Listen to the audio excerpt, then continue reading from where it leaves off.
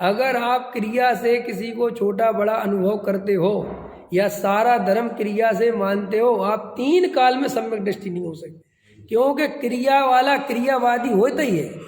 अरे भाई, धर्म तो उसे होता है मैं जड़ की क्रिया कर ही नहीं सकता, मेरी जड़ की क्रिया जड़ से होती है, ये मान्यता तो पहले नंबर पर चाहिए, तब तो अंदर ज्ञायक भगवान आत्मा का अनुभव कर पाओगे। लेकिन इसलिए लोगों को सम्यक दर्शन नहीं होता और ये बाद में शिकायत करते हैं, पंडित जी हम 30 साल से स्वाध्याय कर रहे, हमारी कहाँ कमी रह गई। लोग पूछते ना कहाँ कमी रह गई, हमें सब ज्ञान हो गया, सब प्रकार के नयों का, स्वरूप का, द्रव्य का, गुण का, पर्याय का, निमित्त का, उपादान का, चार अभाव का, स्वभाव का, विभाव का, शुभ का, अशुभ का, मुनि जीवन क्या है, गुणस्थान क्या है, सबका ज्ञान है पंडित जी हमें, लेकिन जी आत्मानुभूति नहीं होती। ये हजारों मोक्षुओं की शिकायत है। और आप उनकी परीक्षा ले लो, इंजीनियर साहब बनाओ पेपर, उस सारी परीक्षा में 100 में से 100 नंबर नहीं आया तो मेरा नाम फेर देना, एक भी सिद्धांत में गलत लिख दे तो नाम फेर देना मेरा। लेकिन वो सारे के सारे उनके क्षयोपम ज्ञान में सिर्फ पकड़ में तो आ गए कि इसका ये है, लेकिन उनका प्रैक्टिकल बिल्कुल भी नहीं है, उनका प्रयोग बिल्कुल भी नहीं है। और जैसे ही उनके प्रयोग की कोई बात करता है तो वे उसका ही निषेध कर देते हैं कि प्रयोग मत कराओ। क्यों प्रयोग मत कराओ है? तत्व विचार में मन नहीं लगता तो नहीं लगता, हमें उसकी जगह दूसरा काम करने दो। कैसे अंतर में उतरेगा? कैसे प्रयोग करे बिना कैसे उतरेगा? और आप प्रयोग करने को तैयार ही नहीं हो। तो इसलिए लोग वे पूछते हैं हमें आत्मानुभूति क्यों नहीं होती। अभी मैंने 2, 4, 6 प्रवचन में बोला है, सुन लो अच्छे से। आत्मानुभूति फल है। क्या कहा मैंने? आत्मानुभूति कोई पुरुषार्थ नहीं है, खतरनाक है थोड़ा सा भाई, वो तो रिजल्ट है। तो फिर पुरुषार्थ क्या है? तत्व ज्ञान, भेद ज्ञान, तत्व विचार, जैसा वस्तु का स्वरूप है वैसी श्रद्धा, ये पुरुषार्थ है। और तुम्हारी श्रद्धा में जब पुण्य के प्रति हल्की सी मिठास चल रही है, पुण्य में धर्म बुद्धि चल रही है, देखना, देखो एक गाथा है कुंद कुंद देव की, उसमें पता क्या लिखा कुंद कुंद देव ने कि जिस जीव को परमाणु मात्र जितनी क्या राग में उपादेय बुद्धि रहेगी उसे सम्यक दर्शन नहीं हो सकता। अब सोचो बात, एक परमाणु मात्र माने मुझे जरा सी स्वाध्याय में उपादेय बुद्धि हो, मैं सम्यक दर्शन नहीं हो सकता। बोलो कितनी खतरनाक बात। एक त्रिकाली ध्रुव ज्ञायक भगवान आत्मा के अलावा और कहीं पर भी उपादेय बुद्धि नहीं होनी चाहिए। जड़ की क्रिया जड़ में होती है, चाहे कुछ भी हो। ये मत करना कि ऐसा भी होता है कि जैसे ही विषय भोगों की क्रिया हुई, पंच इंद्रिय की क्रिया हुई, मैं ही तो कर रहा हूं जी, और ऐसे तो स्वच्छंदी हो जाएंगे, फिर गए तुम। और पूजा पाठ की क्रिया हुई तो बड़ी तो साहब मैं तो ऐसे नहीं चले। दोनों ही तरफ से कोई शुभ क्रिया का कर्ता बनता है, कोई अशुभ क्रिया का कर्ता बनता है, कोई अशुभ से अपने को दीनहीन मानता है और कोई शुभ भाव से अपने को बोलो। रवि आपको बता दिया मैंने। अब इतने कल्याणक है भगवानों के, समझ में आया कि नहीं? कितने हैं बोलो? 24 है ना, 24 भगवान। अब 24 भगवान के 5 कल्याणक में गुणा तो कर दो, कितने हो गए? 24 पंचे 120, ठीक है। और अष्टमी चतुर्दशी कितनी आती है? 4 महीने में 4, तो 12 चौको 48, फिर 10 लक्षण 3, कितने हो गए?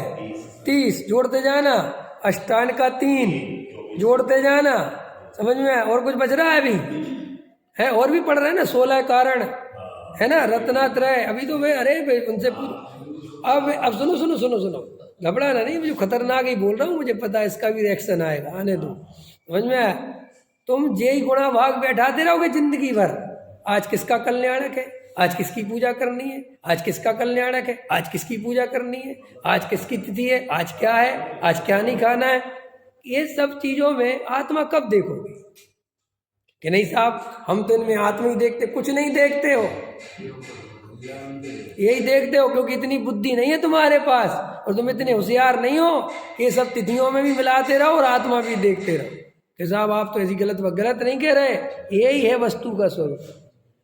तो साहब क्या करें, छोड़ने की बात नहीं है, बहुत सहज रहो। समझ में आया? जितने जितने होते हैं बढ़िया से बढ़िया वो करो, लेकिन इन्हीं में उलझे रहो। कुछ नहीं, देव शास्त्र गुरु में सब आ जाते हैं। तुम तो बढ़िया ईमानदारी से देव शास्त्र गुरु की पूजा करो, और किसी ने कह दिया अरे आज भैया इनका अच्छा निकाल लो, भैया इनका भी कर लो, लेकिन मैं ये तत्व विचार छोड़ के एक कैलेंडर में जय लिस्ट देखता रहूं, जय नियम सोचता रहूं। और कई लोग इसमें बड़ा धर्म मानते हैं, बड़ा, ये तिथियां आती हैं और कोई कुंडलपुर चला गया, कोई यही क्षेत्र चला गया नारियल चलाने। क्यों? पार्श्वनाथ भगवान का क्या है?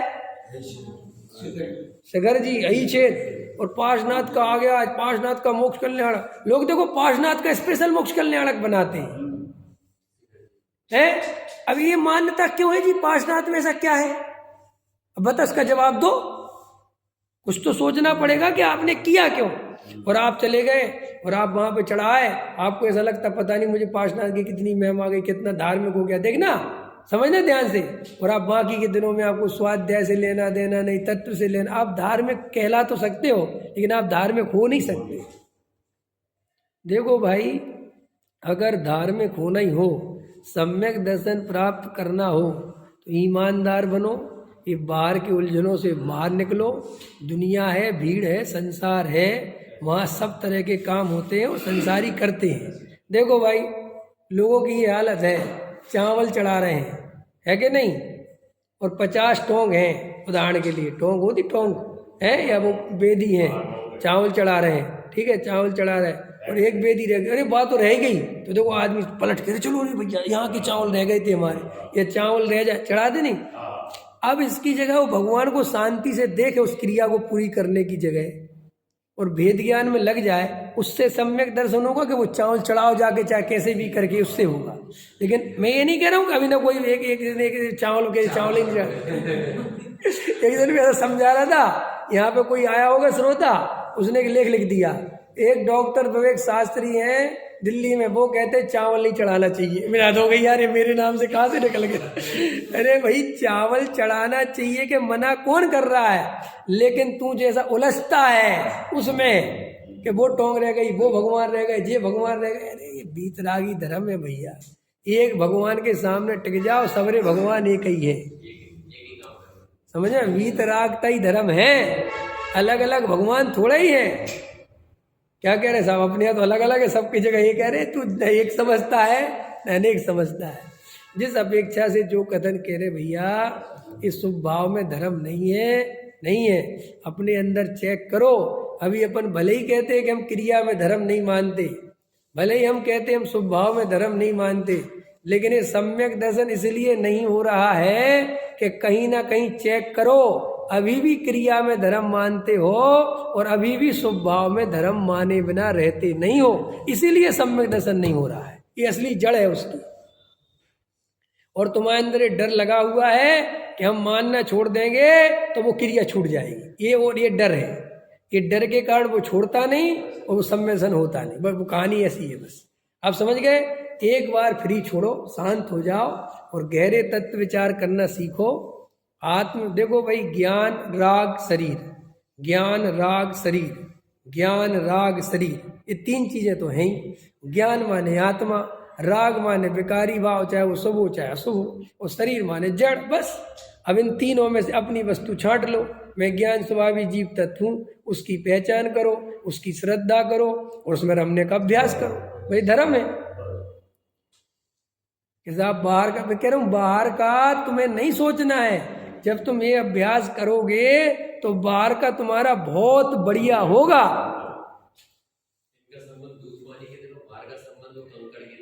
हाँ बराबर है ना। देव और उसका जो एक चेतवगा है ना, है तो भैया थोड़ा समझना सीखो भैया। देखो भाई, जैसे लोक में भी है, तुम तो सेवा करो, अधिकार तुम्हें अपने आप मिल जाएगा। समझ में आया?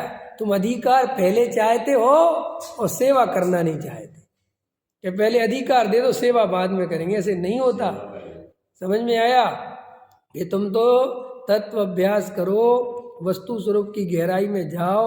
और बाहर में भैया बहुत चीजें हैं उलझने के लिए, और ये बनी भी संसारी जीवों के लिए, क्योंकि संसारी जीव है ना, उसको उलझा के रखना है ना। अभी गुरुदेव कितना अच्छा ले रहे थे कि देखो भाई भाषा की बहुत प्रॉब्लम है। गुरुदेव ले रहे थे ना कि भाषा लिखी रहती है निमित्त की, भाषा लिखी रहती है व्यवहार की, और तुम्हें समझना है कि इससे इस ऐसा नहीं है स्वरूप, स्वरूप कुछ और है, लिखा उसमें निमित्त की। भाषा की ख्याल में आई ना, तो भाषा तो निमित्त की चलती है, लेकिन वस्तु स्वरूप वैसा नहीं है। तो गहराई से अपने को तत्व अभ्यास करने में उपयोग लगाओ, शांत चित्त हो जाओ। वो जो स्वभाव की बात आती है, डरो मत भाई, हमने स्वभाव छोड़ दिया है। क्या कह रहा हूँ मैं लोग सोचते हैं ना कि कोई गवाह में चाहिए, हम हैं तुम्हारे सामने गवाही में, हमने पूरी तरह स्वभाव छोड़ दिया है। और मज़ेदार बात है, जब से छोड़ा है तब से इतना बढ़िया स्वभाव हो रहा है कि हम कल्पना नहीं कर सकते। जितनी हम पहले करना चाहते थे स्वभाव तब नहीं होता था, और हम बिल्कुल नहीं चाहते तो हो रहा है। हम इसके लिए खड़े हैं तुम्हारे सामने। अगर तुम्हें गवाही चाहिए होगी कि हम तुम्हारे पे विश्वास नहीं कर सकते कई लोग ऐसे भी तो होते, हम तुम पे कैसे विश्वास करें। ठीक है भैया, मत करो, तुम्हें जिस पे करना उस पे करो, लेकिन तुम किसी पे मत करो, तुम अपने आप पे करो। एक बार करके देखो, एक बार भगवान के पास ईमानदारी से खड़े होके देखो, और भूल जाओ कि कुछ होने जाने वाला है। सिर्फ अपने भगवान चैतन्य स्वरूप को भगवान की साक्षी में देखो कि हे जिनेंद्र देव, जैसा तुम्हारा स्वरूप है ऐसा ही मेरा स्वरूप है। मैं तो मुँह के चक्कर में पता नहीं कहाँ कहाँ अपनी मान्यता बैठा रखी है। मैं सब मान्यता छोड़ता हूँ, मैं अपने को ज्ञायक भगवान आत्मा स्वीकार करता हूँ। एक बार ईमानदारी से करके देखो, उसी समय तुम्हें आनंद आए। तुम बेहोश मत रहना, जब ये स्वीकार करोगे तब तुम्हें अंदर रोमांच आएगा, आनंद आएगा, मस्ती आएगी। तब समझ जाना कि यही मस्ती आत्मा की है।